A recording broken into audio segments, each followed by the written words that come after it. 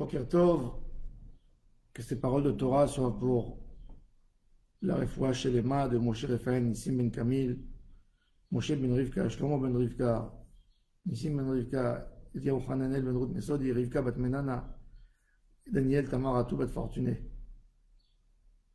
Dans le Midrash, Ve'ata tetzaveh et bnei Israël ve'yikru elecha shemen zayit zach katit lamaor le'alot ner tamid. Le mot katit, shemen zayit zach katit. C'est quoi katit en hébreu? Katit, le taf et le shin changent. C'est lichtot, c'est lichtosh. Broyer l'olive. Et le Midrash nous met en détail la manière comment on exploite, comment on fait sortir l'huile des olives. On les prend, on les lave, ensuite on les nettoie, on les fait sécher. On commence à les broyer, et quand on a broyé, on sépare encore, et après on prend ce qu'on a broyé, se mélange, et on le met dans du tissu, et on attache, et on serre pour exploiter, pour faire sortir l'huile, et on filtre l'huile, on lui enlève l'amertume. Le Midrash nous dit que ça c'est le symbole de la mitzvah. La mitzvah c'est extraordinaire, il faut savoir, David Amelech il dit Kiner mitzvah ve'torah or. Le ner c'est le récipient et c'est la mitzvah. Et la Torah, c'est la lumière. Alors, quel est le rôle de la mitzvah et quel est le rôle de la Torah et qu'est-ce qui colle entre la mitzvah et la Torah?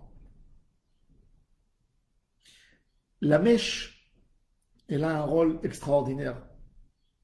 Quand on prend de l'huile, on met de l'huile dans un verre et on allume et on met une lumière. En réalité, nous, on voit combien d'huile il y a, et selon ça, on estime le temps qu'on va avoir de la lumière. On voit un demi-verre, on dit on va avoir la lumière pendant 3 heures. Quand le verre il est plein, on va avoir une lumière pendant 6 heures. Mais on oublie la mèche. On a la flamme et on a l'huile. Mais en réalité, celui qui fait la liaison entre la lumière et l'huile, c'est la mèche qui va à l'intérieur. La mèche, c'est la hamshacha. C'est la hamshacha entre l'huile et la lumière. Rabbeinu Hari nous explique qu'est-ce qu'on fait avec nos mitzvot. Quand Kadosh Baruch Hu a créé le monde, avant de créer le monde, il a voulu créer des mondes, et les mondes en eux-mêmes, ils avaient un libre arbitre. Ils se sont mal comportés, et les mondes ont été détruits. Il y a eu une jvira. La première jvira de Olam HaTohu, tout s'est cassé. Et il y a eu des étincelles qui sont parties de partout. L'étude de la Torah nous refait, ou les mitzvot, nous refont une sorte de kéli. Quand on parle de kélim, dans le langage de la Kabbalah, kéli, ça veut dire le récipient pour mettre l'huile, et ça veut dire la mèche. L'huile interne, c'est une énergie que Akadosh Baruch Hu a donnée.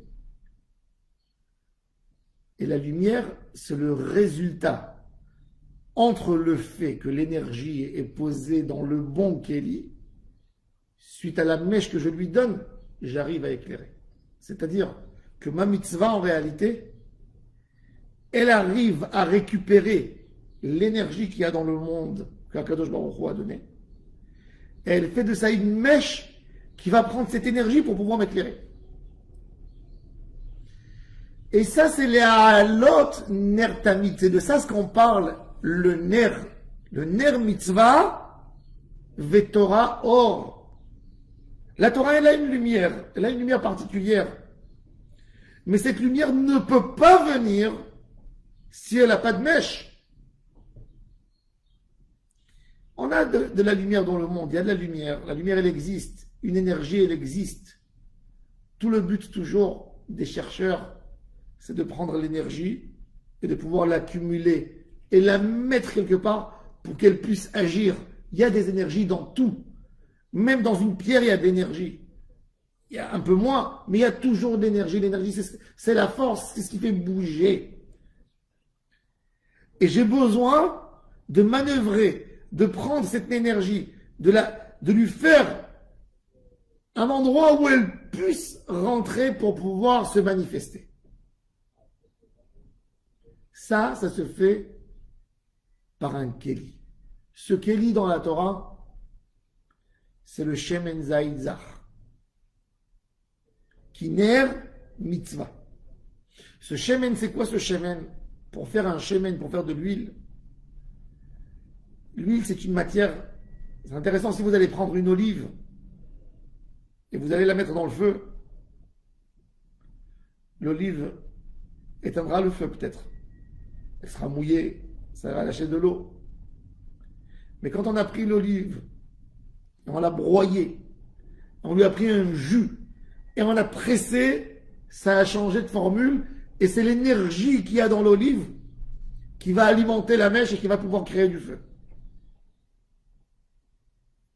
Le Midrash, quand il parle d'un travail spécial qu'on fait avec les olives, il parle en réalité de nous. L'olive, c'est une métaphore. C'est l'homme. L'homme dans son travail, quand il rencontre le Yetzer Hara, qui essaie de l'empêcher à faire un Keli.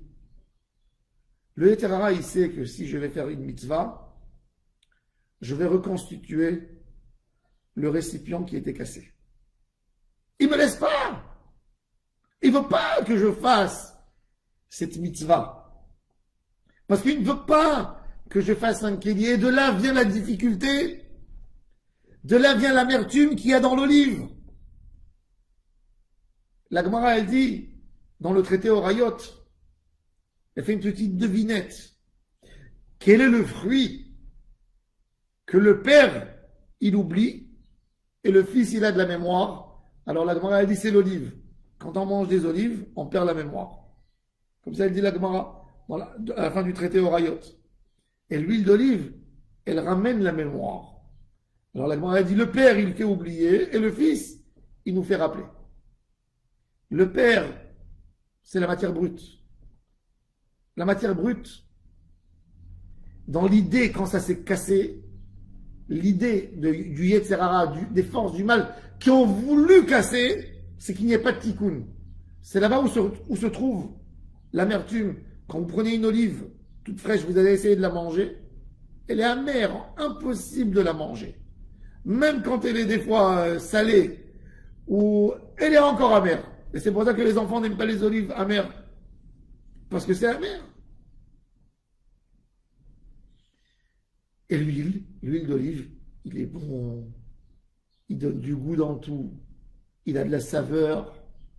On l'utilise et il fait glisser les choses. Il est lisse. Ça, c'est le résultat. Mais il y a un travail à faire. Ce débat qu'on a tous les jours avec nous-mêmes, c'est ça ce qui va nous aider à composer le récipient pour pouvoir mettre de l'huile et pour pouvoir faire une mèche et mettre en connexion, refaire un Keli, un récipient de nouveau pour pouvoir garder l'énergie que Akadosh Baruch Hu a cachée dans sa Torah et que cette énergie, elle puisse nous aider à avoir une lampe pour nous guider dans la vie de tous les jours. La Torah, c'est le guide. Le problème, c'est que cette lumière, des fois, elle est vague, elle est éparpillée, et l'homme ne sait pas exactement comment l'amener dans un endroit et faire une mèche, et faire une lumière qui va lui donner vraiment la vision dans chaque chose.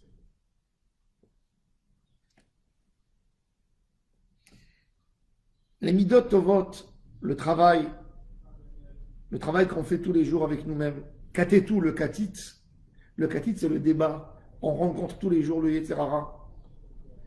Et il ne nous laisse pas faire des mitzvot. Parce qu'il ne veut pas qu'on arrive à notre tikkun. Le jour où on aura notre tikkun, il n'aura plus rien à faire ici dans le monde. Il a très peur de ce grand jour où on n'aura plus besoin de lui. Alors il n'arrête pas de nous créer des missions. Il n'arrête pas de nous embêter. Il n'arrête pas de nous mettre des bâtons dans les roues. Il n'arrête pas de faire tomber en panne tout le système. Mais le tachlit de tout, Ashrei Sheloish Karecha, qu'on n'oublie jamais pourquoi on est venu dans le monde. On est venu pour réparer, pour reconstruire les kelim cassés. Le monde après le tikkun, la seconde mission, après le Olam HaTohu, quand Akadosh Baruch Hu a demandé et a voulu créer un monde, c'était pour récupérer tous les étincelles, tout ce qui s'est cassé, et de reformer un keli de nouveau. C'est dur. Mais regardez le bonheur d'un homme quand il rencontre la lumière. La lumière, on s'imagine que c'est rien, mais c'est tout. Vous allez prendre le plus beau palais qu'il y a dans le monde. Ce palais à minuit, sans lumière, il ne vaut rien. Quand un homme il marche dans ce palais, il va se cogner dans les miroirs, ça va tomber, ça va se casser, il va se cogner sur une chaise, il va tomber sur un sol en marbre, et ça va lui faire plus mal encore, et il va insulter celui qui a créé le palais, et il va cogner un beau meuble, et il va voir des choses qui vont lui tomber dessus, et il va venir un homme, il va lui donner une petite lumière, où il verra la beauté du palais, il va savoir comment marcher, comment utiliser chaque chose de la manière qu'il faut l'utiliser. Notre monde à nous, c'est un palais en réalité. Akadosh Baruch Hu nous a créé Gan Eden. Le Gan Eden, il est là. L'obscurité de l'homme, la faute de l'homme, lui a éteint la lumière. De là viennent toutes nos questions dans le monde. Qu'est-ce qui est bon? Qu'est-ce qui est mauvais? Qu'est-ce qu'il faut faire? Qu'est-ce qu'il ne faut pas faire? Il n'y a pas une chose que tout homme peut dire que c'est bon à 100%. Parce que chacun, il va trouver, il va éclairer de son point de vue à lui. On n'a pas du bien absolu, on n'a pas du mal absolu. C'est simplement la vision de l'homme et quelle lampe il attrape et de quel côté il se retrouve pour pouvoir dire est-ce que ça éclaire ou ça n'éclaire pas. Mais Akadosh Baruch Hu, le créateur du monde, a eu pitié de nous. Il nous a donné sa sainte Torah, qui est la lumière. Qui est la lumière pour savoir utiliser le monde avec mesure. Donner une dimension à chaque chose et pouvoir éclairer notre route. Ça, c'est le travail de la Ménorah. Ce travail, à part le travail, la Avodat Hashem des mitzvot, on a besoin de prendre du Aaron à Cohen en nous. C'est les bonnes midot, midot tovot. Ne pas être jaloux, être content de la réussite de l'autre. C'est que ça qui peut nous aider à acquérir des kelim, à reconstituer ce qui a été cassé. Rabbeinu Hari donne plusieurs raisons, 11 raisons pourquoi les Melachim, le Olam HaTohu, pourquoi le monde a été détruit quelquefois avant de retrouver sa dernière forme dans notre monde à nous. Et une des raisons, c'est que les rois, les gouverneurs, les anges, les responsables du monde voulaient s'approprier tout pour eux et ne rien donner aux autres. Rien donner aux autres. C'est pour ça que le monde, et chacun a essayé de prendre ce qu'il n'est pas capable de gérer en ce moment. Et quand on a un manque de capacité, la machine explose. Et la machine s'est explosée. Puis il y a le second qui a décidé que lui, il va diriger le monde, et lui aussi, il veut récupérer tout. Et lui aussi, il se casse.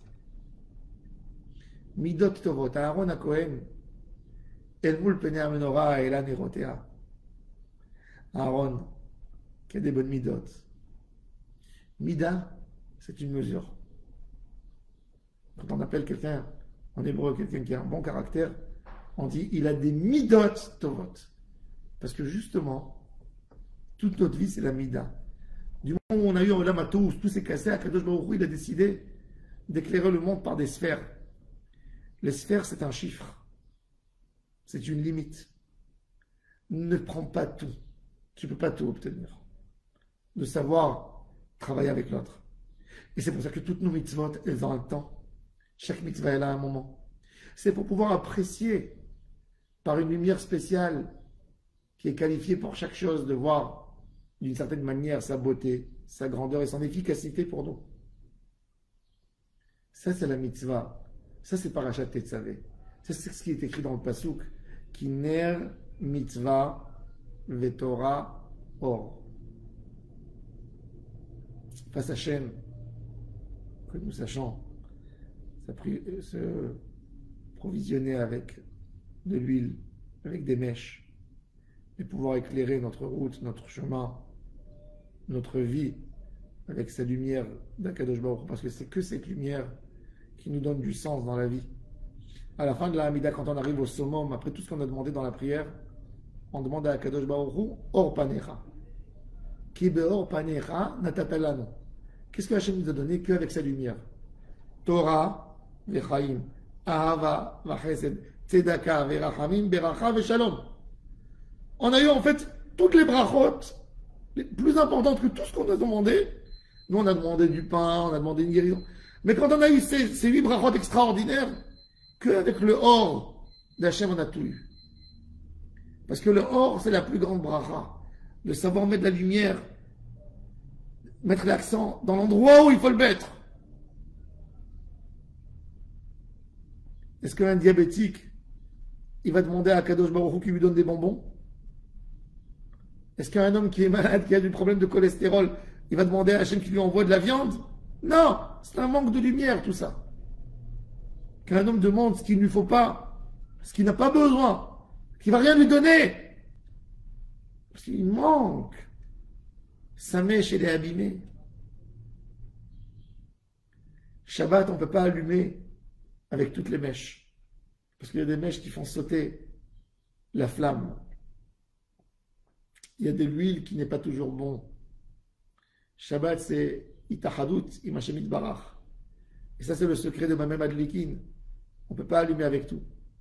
Il y a un travail à faire. C'est pour ça qu'il dit, Rabbi Tarfon Omer, En Madlikin, Ela Beshemen Zaid Bilvad. C'est le sod de Kol Mishetarach Be'erev Shabbat ou Yochal Be'Shabbat. C'est la tircha, c'est l'huile d'olive.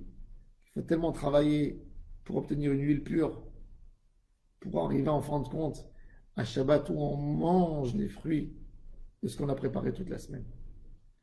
Et là, nous, une bonne journée à toutes et à tous. On a touché un peu, Bezat Hashem.